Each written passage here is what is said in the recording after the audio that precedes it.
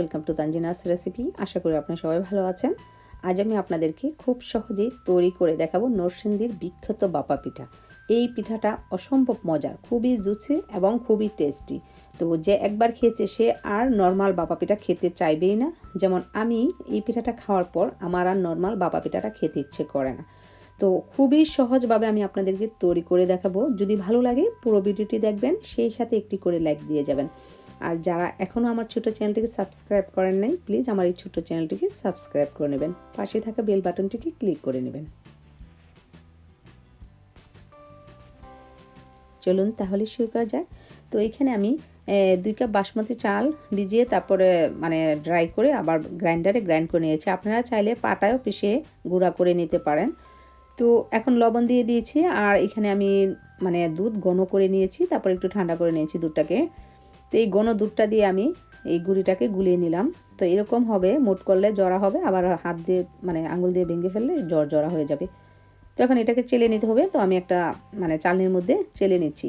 তো অলরেডি আমার চালা হয়ে গিয়েছে। আমি এখন যেটা করব, আমি এখানে কিছু নারকেল নিয়েছি, এটাকে কুড়িয়ে নেব। তার আগে আমি আপনাদেরকে কিছু দেখিয়ে নিচ্ছি উপকরণগুলো। এখানে আমার গুড় আছে, গুড়টাকে আমি কুচি করে কেটে রেখেছি। আর এখানে আমি যে পেস্তা বাদাম আছে সেটাকে গুঁড়া করে রেখেছি। 2 টেবিল চামচ দুধ নিয়েছি, গুঁড়া দুধ। আর আছে এখানে কিছু ড্রাই ফ্রুট আর কিশমিশ মিক্সড করা। আর এখানে আছে পেস্তা বাদাম। তো আমি 2 ধরনের বাদাম নিয়েছি এখানে। আপনারা চাইলে 3 রকমের বাদামও নিতে পারেন, আপনাদের ইচ্ছা। আর নারকেলটাকে আমি কুড়িয়ে নিলাম। এখন যেটা করব, সবগুলো শুকনো উপকরণ একসাথে আমি মিক্সড করে নেব। তো বাদামের গুঁড়া আর এই ড্রাই ফ্রুট আর হচ্ছে 2 টেবিল চামচ যে গুঁড়া দুধ নিয়েছি সেটাকে মিক্স করে নিলাম। এটা মাওয়ার কাজ দেবে। আপনারা যদি গুঁড়া দুধের পরিবর্তে মাওয়া দিতে চান, মাওয়া দিতে পারেন। আর গুড়টাকে আমি মিশিয়ে নিয়েছি। এখন এখানে আমি একটা কেকের যে মল আছে বা পুডিংয়ের সেই বক্সটা নিয়েছি। তো তার মধ্যে আমি দিয়ে দিচ্ছি এক এক করে চালের গুঁড়া, তারপর ড্রাই ফ্রুট আর এই যে নারকেল। আমি এইভাবে করে 3টা লেয়ার করব।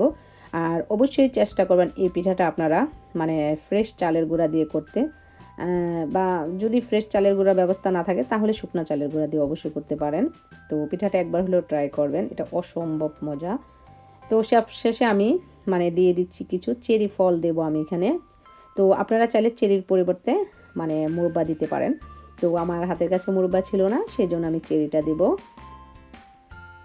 এখানে আমি কিছু চেরি নিয়েছি, উপরে দেখতে সুন্দর দেখা যাবে, আবার খেতেও টেস্ট লাগবে। তো এখন পিঠাটা রেডি। তো একটা নেটের কাপড় দিয়ে আমি বসিয়ে দেব। এই যে বাপ দেওয়ার জন্য আমি একটা হাঁড়িতে পানি আর একটা চালনি বসিয়ে রেখেছি, তার মধ্যে দিয়ে দেব। আর ডাকনা দিয়ে ডাকলেও হবে, না ডাকলেও হবে, এভাবে করে এটা দিয়ে ডেকে রাখা যাবে। তারপর আমি উপরে আবার ডেকে দিচ্ছি। তো পিঠাটা হতে আমার 10 মিনিট লাগবে, 10 থেকে 12 মিনিট।